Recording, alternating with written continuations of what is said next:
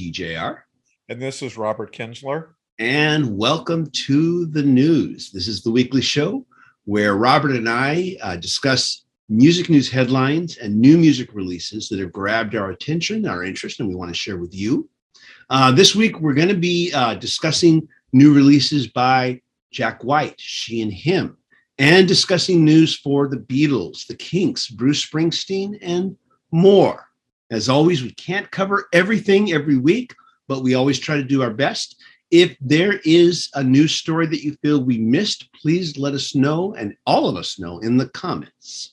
And also support this show by watching these videos to the very end so that the YouTube algorithm recognizes us. So let's go ahead. And Robert, how you doing? Hey, good, TJ. How about you? How's everything been? Doing the best I can. And we're going to start by just kind of picking up where we left off last week, where we discussed the whole ticket debacle with Bruce Springsteen and the whole dynamic pricing, as Ticketmaster calls it. Ticketmaster, as a follow-up to this, actually made a statement. They responded to all the criticism, which is kind of unusual. Ticketmaster normally just kind of doesn't say anything, really. But there was quite a bit of rage over this. I'm going to read real quick here from a news article here. In the wake of an ongoing furor over dynamic pricing for Bruce Springsteen's tour, Ticketmaster took the unusual step Sunday afternoon of releasing some statistics about costs and percentages for the dates that went on sale last week, downplaying the number of controversial platinum tickets with variable prices that reached as high as $5,000 a piece on the first day of on sales. Ticketmaster says those represent only 11.2% of the overall tickets sold. By the ticketing services calculations, that left the other 88.2% of tickets sold at fixed prices that ranged from $59.50 to $3.99 before added service fees. Ticketmaster further says that the average price of all tickets sold so far is $262, with 56% being sold for under $200 face value. Although the service does not dispute reports of tickets being priced through the Platinum program for as high as $4.5 thousand, Ticketmaster is claiming that only 1.3% of total tickets so far have gone for more than $1,000. Ticketmaster is releasing this information after 5 days worth of popular outrage over the prices and in advance of the majority of cities on the tour going on sale later this week. So what Ticketmaster is trying to say is it's not as bad as you think. Only a small percentage of people had to pay that much money. And of course, this is all based on demand. I know you've got some updates on this too as well. Right, too. Exactly. So Variety Magazine had a pretty in-depth report about it on July 26th, if anybody wants to look it up. But basically, a lot of the fans that were outraged were waiting kind of to hear officially from Bruce Springsteen's camp, as they would say it. So Bruce Springsteen's manager, John Landau, and hopefully I'm pronouncing his name correct, Landau, he finally spoke and he said, this is in quotes here, "In pricing tickets for this tour, we looked carefully at what our peers have been doing," Landau said in a statement, and I guess it was originally given to the New York Times. "We chose prices that are lower than and on par with others." And then his statement continued, "Regardless of the commentary about a modest number of tickets costing $1,000 or more, our true average ticket price has been in the mid $200 range. I believe that in today's environment, that is a fair price to see someone universally regarded as among the very greatest artists of his generation." So this is where I'm going to come in, and I think people out there should know, first of all, there's two artists that I've seen the most dating back to the dawn of the 80s. That's U2 and Bruce Springsteen. I've seen each of them well over 25 times. I don't even know how many times I've seen Springsteen, going back to the River Tour in 1980. So I'm a huge fan, but I find this very disheartening. And like we talked a little bit off camera, I hate to even say this, and I know I'll get some blowback from some fans out there, but I'm not planning to see Springsteen. I think that to try to say, oh, well, you know, an artist of his stature, this and that, I think that I know it's difficult in these times, but people are suffering out there. Inflation has driven many people where they're like, oh God, I can no longer go out to eat. I need to put gas in my tank. So I think we know that he's very wealthy. We know that he and Ticketmaster could do something to try to cap these tickets or do a little bit better job, you know. And maybe I'm just reactionary right now. I know it's a complicated topic, and other people I do want to hear what they have to say, including you, TJ. But this story has really kind of upset me. Yeah, I totally understand. I totally understand. This whole dynamic pricing thing was supposed to cut out scalpers, but instead it's made Ticketmaster the scalpers. And I think a lot of people are, of course, going to attack Bruce Springsteen because of his image, whereas they're not going to attack, say, Kanye West or Nicki Minaj or a lot of other big major music stars, because their image is not about that. The way Bruce Springsteen's image is about the working man, you know, and all of that, whereas their image isn't. So they're going to focus on him, which is unfair. But this whole structure thing, basically it's making Ticketmaster the scalper now. You know, we've cut out, you know, it's like we've cut out the scalper. We'll do the job instead now and charge you the overinflated price. And yeah, this just doesn't work in my opinion. And I think you would acknowledge too, TJ, that there have been groups in the past like Pearl Jam and that have tried to stand up against Ticketmaster, and they've been mostly unsuccessful. When Pearl Jam decided to go against some of the price gouging, if you want to call it, going on, it basically, they were at that time, I would say, arguably the biggest band in the world, along maybe with U2 and Bruce Springsteen and the E Street Band, and they suffered commercially. I think they took a big hit, and I think that maybe an artist like Bruce Springsteen, he just wants to get out there. You know, we've had COVID. He wants to get out to his fans. So Ticketmaster is kind of like the big 800-pound gorilla in the room that can help you get out to all the cities, all the markets that you need to get to. But he's also a big enough artist where maybe he could say, hey, maybe we can work with like the Neil Youngs and the Paul McCartneys of the world. Maybe can we find another solution? Because like I remember a few years ago, and then I do want to hear from you again. I remember Neil Young was doing an acoustic show, and I remember looking at the ticket prices, and I opted not to go. I can go see Radiohead with all the amazing lights and all the sonics that they have, and the tickets were considerably less than than Neil Young, who was just getting out there with an upright piano or acoustic guitar. I don't know why some of these legacy artists have become a little bit removed from the working man and what's going on. And maybe I'm just going in circles here, TJ, but and I know other people may have like say, well, these are artists of a particular stature. They've earned that right. Okay. You know, I guess that's an argument, but I myself am not willing, you know, to cut other things that I need in life. You should. So I can go to a concert, because for years and years I've gone to see Neil Young, Bruce Springsteen, Paul McCartney, and now largely those artists have priced me out of being able to go to their shows.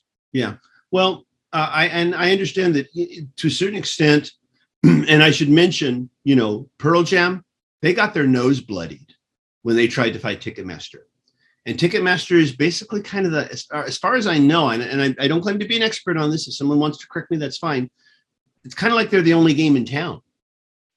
You know, if you want to tour and do concerts, you have to work with Ticketmaster. And we've seen what happened when other artists have tried to fight them. You know, Pearl Jam was commercially, you know, knocked down when they tried to fight them. So I can understand why, you know, a lot of artists are just like, okay, well, we can't really fight this. But this dynamic pricing thing, I think it just has to go. As much as I hated the older system, you know, just set the tickets at a price. That's it. People can choose to pay or not pay. But it's another thing to go on to the Ticketmaster service to buy tickets and suddenly see the prices go from 500 to 1,000 to 2,000, even if you're part of that 11%. Yeah. And maybe you can afford that. Maybe you're part of that top tier that can afford that. And of course, you should never pay for something like this if you can't afford to buy groceries. That shouldn't even be in your mind, you know. if you're dealing with hard times, which we all are Yeah. right Yeah. now, if that shouldn't be in your mind, and the fact that you don't buy tickets should help drive prices down. Right. Exactly. Just don't go. Well, I'm going to make everybody laugh here. The first But time I saw Paul McCartney was with the band Wings. This was my Mhm. first big concert I ever went to. I was in my young teens. My friend's older sister drove us. I bought a scalp ticket for Paul McCartney and Wings relatively near the stage, and I paid $11.75. I So, know yeah, that's so crazy. and again, that was a big deal because Paul McCartney had not toured since, as I recall, since the Beatles days. That Yeah, was a tremendously huge tour, but it still seemed prices were relatively affordable. yeah, Now it's and like, so let's say at that time I was making, I don't know what I was making then if I was even at a job, but let's say minimum wage at that time was $2 an hour. So for $4, so for 4 hours of work, you could buy an amazing concert ticket. If you're paying $1,000 for a ticket, who's making 250 dollars an hour today? Only executives. So you can see that whether it's price inflation it's much more, it's gone up exponentially much higher than other things have, like wages and stuff. I mean, this is just back of a napkin kind of calculations that I'm doing on the fly now, TJ, but yeah, this is insanity. And that's why I say, I talked about this with my wife recently. We're just being more selective. We're going to go see the artists that aren't going to gouge us. And like you said, maybe it's not the artist more, maybe it's Ticketmaster, but like you said, you just have to, and I don't know if things are going to change. If Bruce Springsteen and Pearl Jam can't change it, maybe it can't be changed. Maybe yeah, it's other art people like me are just going to watch the live streams and some of these other, we're yeah. going to watch our DVDs and our Blu-rays, which are very good options. But I think it's just sad. live streams are something that more artists should participate in. We've talked about this in previous episodes. But just two final things I'll say. One, you can't expect people to always undercut their brand. If major car manufacturers start to devalue their own product and sell it for a lot less, they're hurting themselves. They're hurting all their employees. And I can understand for that same reason that a music artist that's up at the top there, if they undercut their brand, they hurt everybody working underneath them. You have to look at it that way too. But at the same time, this whole pricing, dynamic pricing system that Ticketmaster has created, I just don't think it works. I think we have to go back to the old system and just people don't buy from scalpers. Yeah. I've never bought from a scalper in my whole life. If I can't get the ticket for the price I want it, I just don't buy it. Yeah. And I'm sorry, there's more important things in life, like buying groceries, and paying your utility bill. If only the rich can afford to buy the tickets, then let the rich buy them. Yeah. Yeah. And let's see how much. That's a good point. That's a good point you made, just really quickly, because I did do that for Paul McCartney, and I think I did it for Paul McCartney again, maybe 20 years ago, but I haven't bought scalp tickets since then because I'm with you. It's become, you're feeding the beast. And I'll let you get back to your point there. So anyways, that's where this is right now. We just wanted to follow up on this. Let us know your thoughts. And if anybody understands this business better than we do, which I'm sure you're out there, and you understand the nuances of this business a lot better, please let us know. We'd be curious to hear what you have to say in the comments. We'd appreciate it very much. So with that said, let's talk about much more fun news. Yeah. And let's talk about releases. And I know you got some stuff you want to share. Well, I do. Just yesterday, I got a very exciting press release, TJ. Just announced there's going to be 2 significant reissues. There's going to be in a number of configurations and formats as these deluxe reissues go.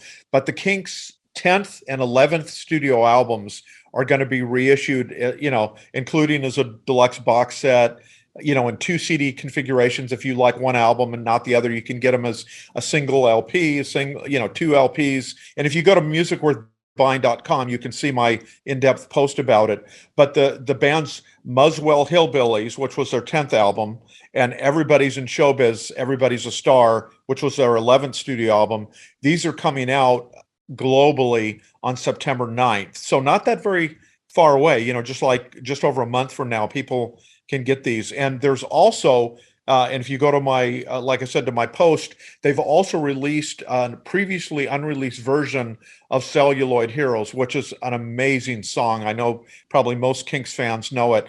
Great version. So that has already, that's a great taste of what's to come. Like I said, the first of these albums came out in 1971. The next one followed the next year. And this was a really dramatic phase for the band's history because they had signed with a new record label with RCA Records, and they decided to take a little bit more of a get more introspective about their English roots and about being observant about the world around them. And these are two really good albums. And the important thing to say about the first one, Muswell Hillbillies, is it came out and it didn't really sell that well, but it's one of these great albums like the Zombies, Odyssey, and Oracle. Over time, it's received a lot more critical acclaim and also more of lasting fan appreciation. So if you're not that familiar with these albums, or you are, you're going to want to check these out when they're available in early September.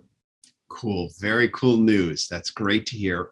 I'm not a huge Kinks fan myself. I don't have any of their albums, but I love it when these types of things are done because it keeps these catalogs in the public eye, keeps them resuscitated, and even gets people like me to say, hey, maybe I should poke around a little bit. And especially with streaming now, maybe I should poke around a little bit and just listen to some of this stuff, try to maybe check out that advanced track and see, if it kind of whets your appetite, because I think, I love that song, but I hadn't heard it for a while. And with this new version, it's like hearing it in a way for the first. I put it on yesterday and was emotionally impacted by it. And I go, boy, I can't love that song.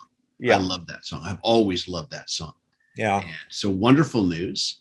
I'm going to go ahead and do another follow-up here from last week. We talked about the announcement that Peter Jackson wanted to make another Beatles-related film with Ringo and Paul, but it wasn't going to be a documentary. So the big question is, well, then what is it then? A buddy cop movie with Paul and Ringo? Are Paul and Ringo going to star in a version of The Odd Couple? The never completed Lord of the Rings project from the 60s? What could it possibly be? And so our viewers had a lot of interesting thoughts and ideas. I'm going to be showing some of their comments here on screen as we talk about this. But some of the more interesting ones were an officially authorized Beatles biopic,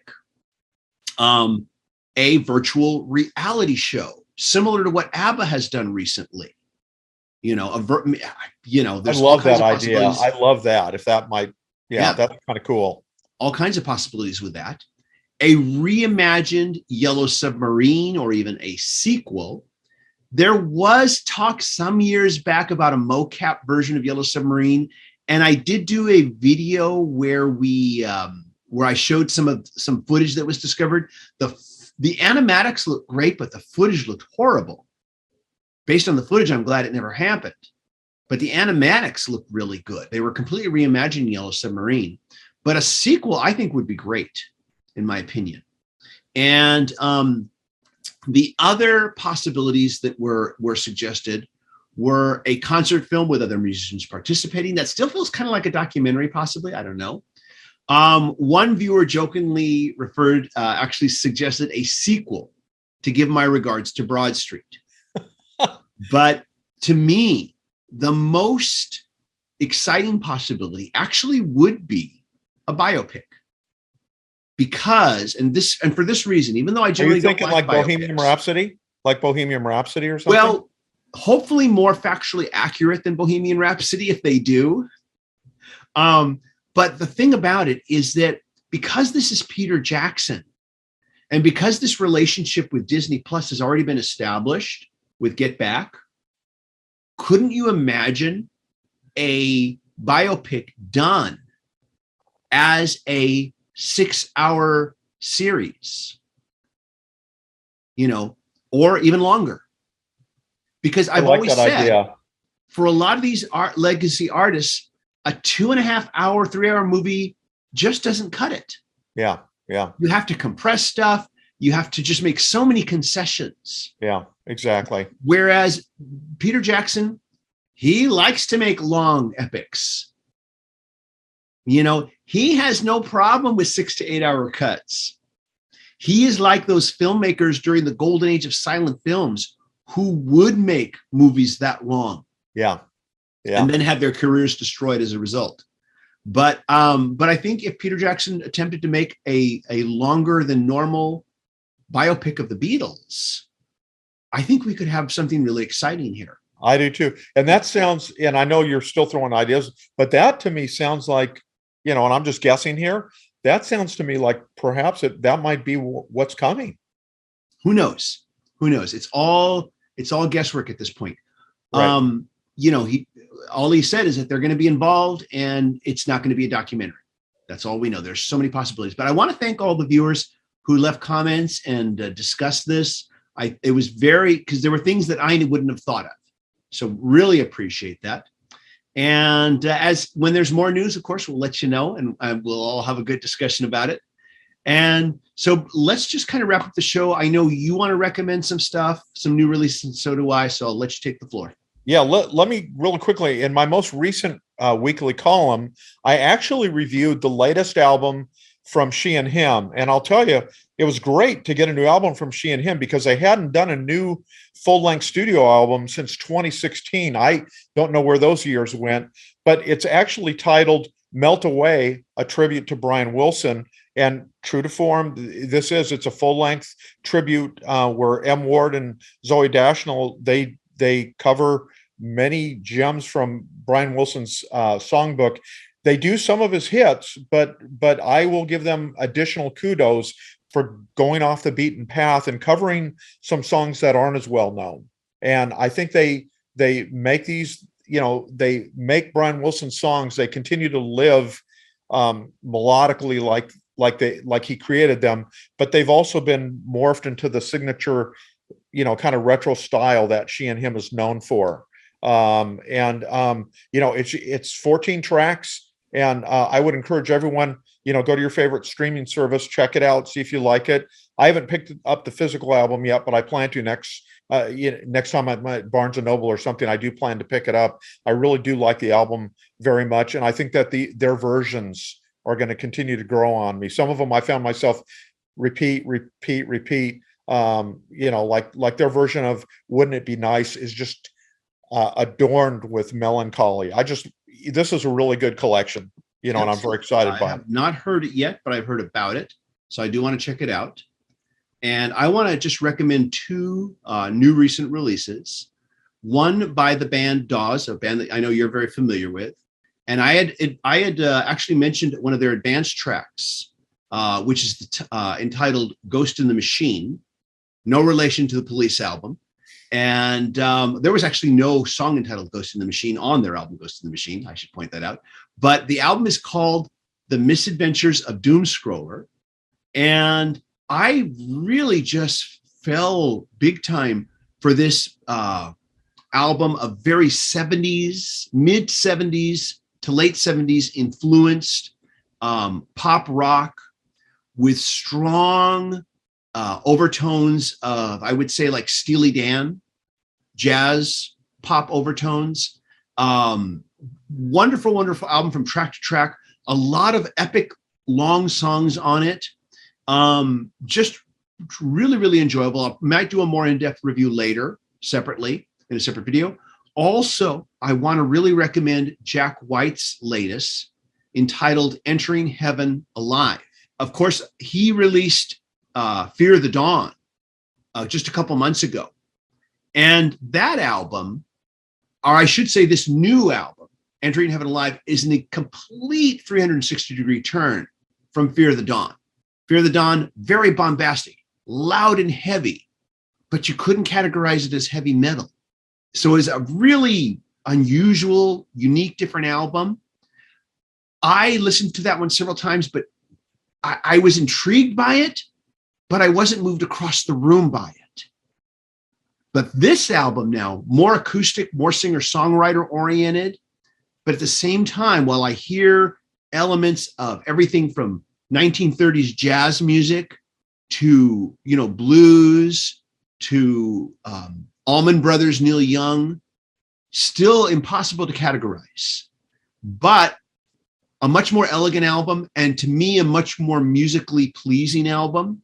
And I definitely found myself moving across the room to this one. And I will probably do a more in-depth review on that one later. I'm going to be picking that one up soon, probably on vinyl. I'll pick it up. And so I will do, because of his Third Man Records, they do such a great job. So I probably will be beginning that one on vinyl soon. I'll probably do a more in-depth review. So I just want to recommend those two releases. And everybody, if you've got some releases you want to let us know about, please let us know in the comments. And I guess that's it for this edition. I think we'll wrap this one up. As always, great show, TJ. Great show. Great to talk. I'm really looking forward to hearing some of those releases. I haven't got to them yet, but I will. Thank you. Yeah, hope you do. And as always, if you like what we do here, be sure to hit like, hit subscribe, and hit the bell notification icon so you never miss a video. Big shout out to the Patreon supporters. Thank you so much for all that you do. If you'd like to be a Patreon supporter, go to patreon.com/TJR the original.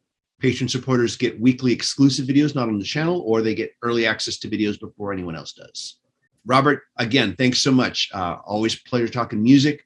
And I know we're going to have more lively conversations to come. So everybody stay tuned for more. And we hope you all stay safe and healthy. Take care. Bye-bye. See you later.